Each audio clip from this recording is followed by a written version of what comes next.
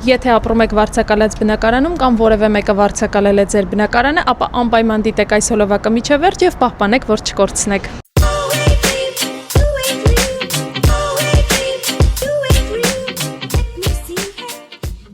Ողջույն սիրելիներս, այսօր իմ զրուցակիցն է բազմամյա փորձառությամբ եւ գիտելիքների մեծ պաշարով Կալիֆոռնիա տեղափոխված Արթուր Խաչատրյանը, ով կարճ ժամանակում հասցրել է դառնալ լիցենզավորված նոտար եւ քաունթիի կողմից հաշվառված է որպես Legal Document Assistant։ Արթուրի հետ այսօր քննարկելու ենք շատ կարեւոր թեմա, այնպես որ մինչեւ վերջ մնացեք մեզ հետ եւ ստացեք ձեզ հետաքրքրող հարցերի պատասխանները։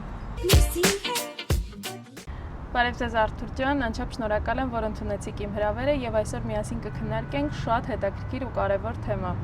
Բարև ձեզ, ես էլ եմ շնորհակալ, որ հյուրընկալվել եք։ Կարծում եմ, որ հետաքրքիր զրույց ենք ունենալու, որի նպատակը օգնել ճիշտ հասկանալու օրենսդրությունը կապված Կալիֆոռնիայում բնակարանների կամ տների վարձակալության եւ վարձակալության ընթացքում առաջացած խնդիրների հետ կապված շուտ վաղաժամ բնակարանը լքելու առումով եւ նախ եւ առաջ կուզենայի նշեի, որ այս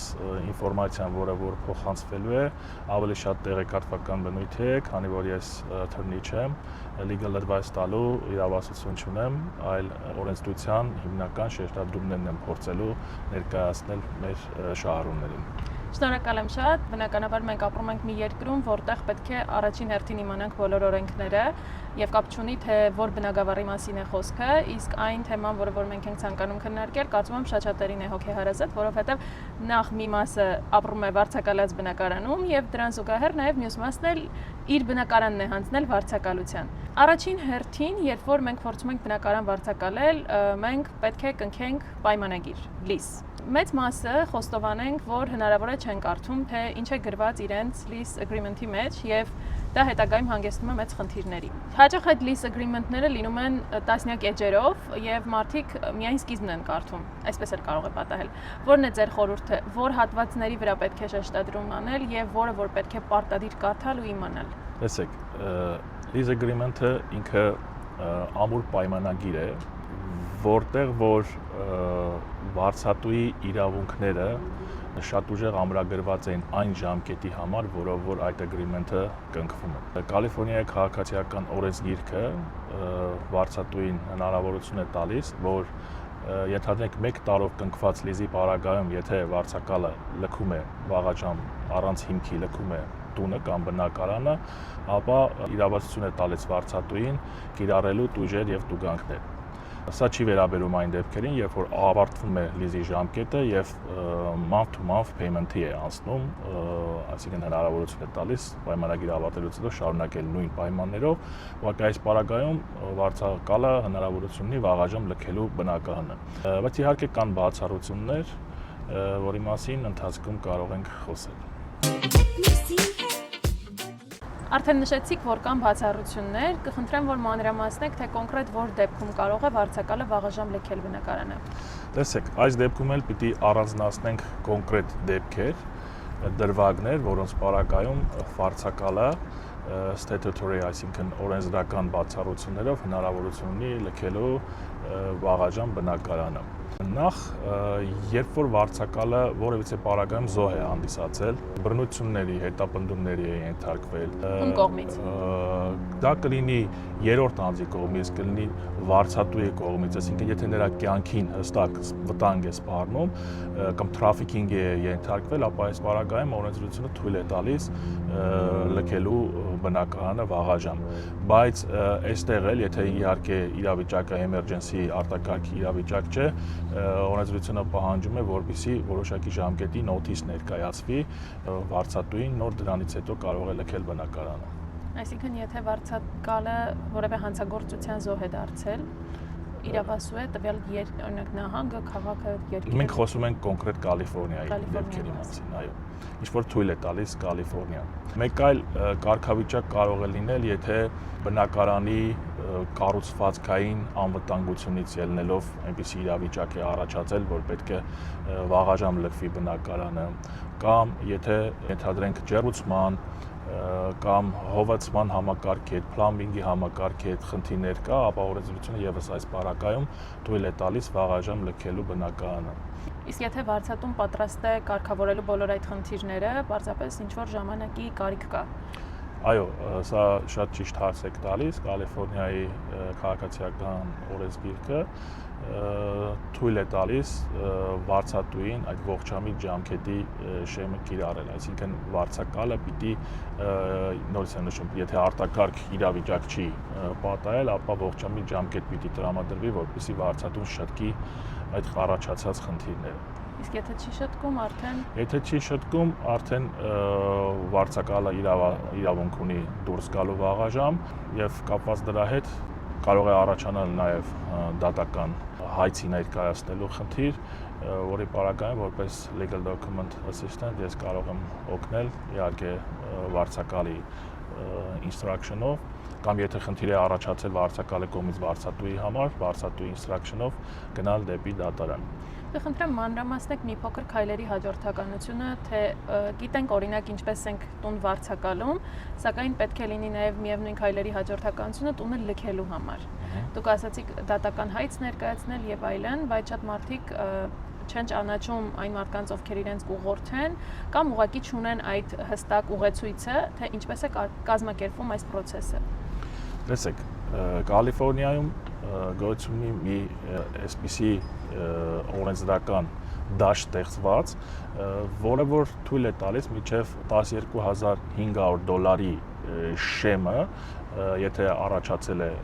վճարների հետ կապված խնդիր, դիմելու մտնելու small claim դատարան։ Այսինքն սա բարձրագույն շեմն է $12,500։ Սա իհարկե այն դեպքում, եթե ամբողջ փաստարկված գրագրությունը համարվում է ավարտված վարձակալի եւ վարձատուի միջեւ եւ նրանք չեն եկել փոխհամաձայնեցման։ Այս պարագայում կարող է նաեւ առաջանալ այնպիսի իրավիճակ, որը որ կոչվում է bad faith, այսինքն չարամտորեն ենթադրենք վարձատուն հրաժարվում է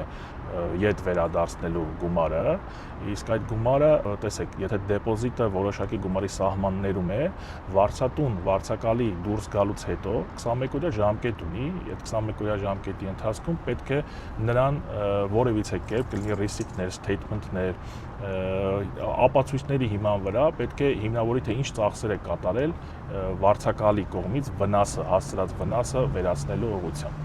Իսկ եթե հակառակ երևույթն է տեղի ունեցել, այսինքն վարձակալը դուրս գալիս բավականին մեծ չափերի վնաս է հասցրել վարձատուին եւ այդ վնասը չի համապատասխանում իր տված դեպոզիտին։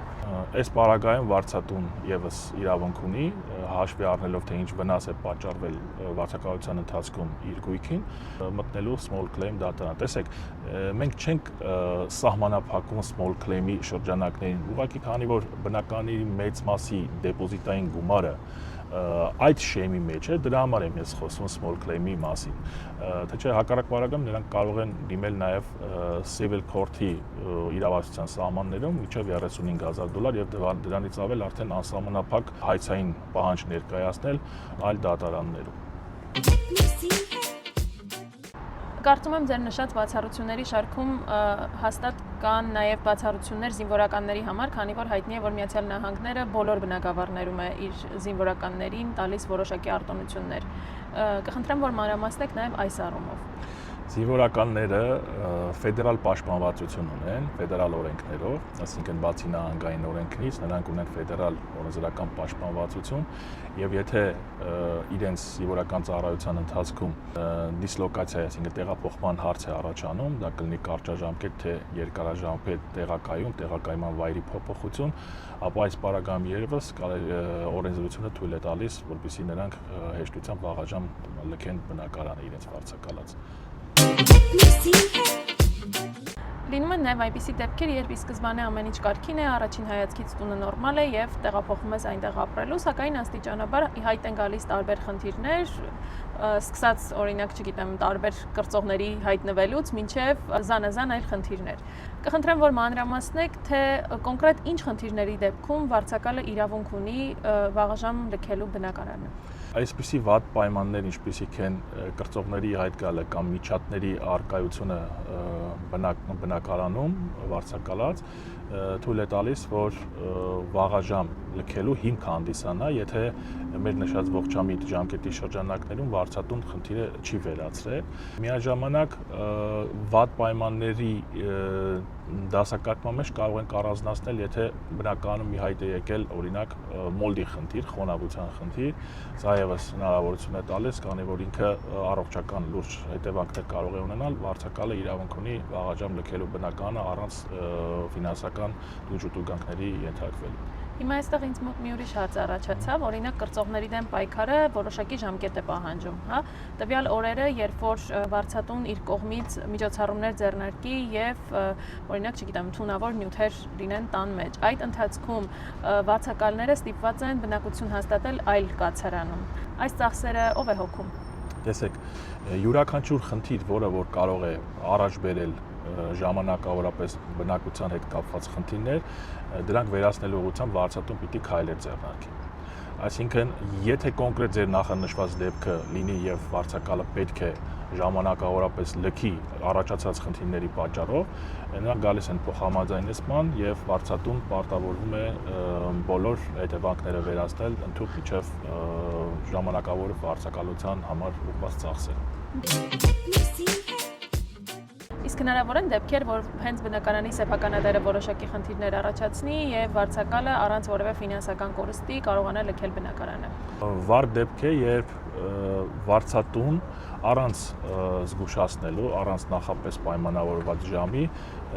պարբերաբար փորձում է, այսպես ասած, ներխուժել իր սեփականության ներքո գտնվող բնակարան, թեկուզ եւ իր սեփականությունն է, բայց վարձակալի կողմից զբաղեցված է եւ այս պարբերաբար կրող պարբերական բնույթ կրող դեպքերից հետո վարձակալը նույնպես կարող է վաղաժամ լքել տունը եւ ոչ մի տուգանքի կամ տույժի հետևանքներ չի կարող կրել։ Իսկ եթե նա արդեն իր lease agreement-ի մեջ այդ կետի տակ ստորագրած լինի օրինակ առանց իմանալու եւ ոչ միայն սրա մասին է խոսքը, շատ հաճախ լինում է, ինչպես նշեցի, որ մարդիկ առանց կարդալու ստորագրում են, հնարավոր է, որ այդ agreement-ի մեջ լինեն հենց այն կետերը, որոնք հետագայում կարող են հակասել այս ամբողջ process-ին։ Եթե չտեղեկացվածության պատճառով կամ վարձատուի կողմից դիտավորությամբ այնպիսի կետեր են մտցված պայմանագրի լիզի մեջ, որոնք որ հակասում են Կալիֆոռնիայի կոդեքսին, ապա կոդեքսը գերակայություն ունի եւ այսպիսի դեպքերով նույնպես վարձակալը շատ հեշտությամբ կարող է ազատվել ֆինանսական պատասխանատվության բեռից։ Մի կարևոր բան եմ ուզում ավելացնել, բոլոր այն խնդիրների մասին, որ խոսեցինք, եթե հրատապ չէ, այսինքն վաղաժամ բնակարանը լքելու մասով չկա այնպիսի արտարոց իրավիճակ, որ պետք է վարձակալը հրատապ լքի այդ բնակարանը, նա շարունակվող հետագա իր լքելուց հետո 14 օրերի համար պարտավորվում է վճարել պայմանագրային գումարը, որպեսզի վարձատուն այս օրերի ընթացքում կարողանա նոր վարձակալ գտնել։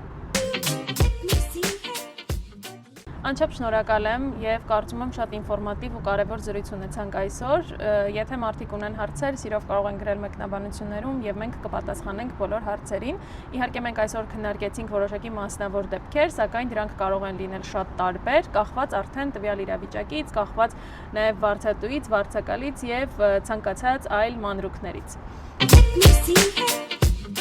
Այսպիսով անչափ շնորհակալ եմ ձեզ, որ ընդունեցիք իմ հրավերը եւ կարծում եմ, որ հետագայում նույնպես մենք հետաքրքիր զրույցներ կունենանք միասին։ Ես էլ եմ շատ շնորհակալ։ Այո, քանի որ շատերը տեղեկացված չեն Կալիֆոռնիայում ինչ է կատարում այս ոլորտում, կարծում եմ, որ մեր այս հարցազրույցը որևիցե առումով իր օգուտները կտա։ Շնորհակալ եմ ձեզնից։ Դե ինձ սիրելիները, շնորհակալ եմ, որ մինչև վերջ դիտեցիք մեր զրույցը եւ եթե ունեք հարցեր, անպայման գրեք մեկնաբանություններում, մենք կպատասխանենք ձեր բոլոր հարցերին։ Իսկ դուք չմոռանաք բաժանորդագրվել իմ YouTube-յան ալիքին, որպեսզի միասին շարունակենք բացահայտել նորն ու հետաքրքիրը։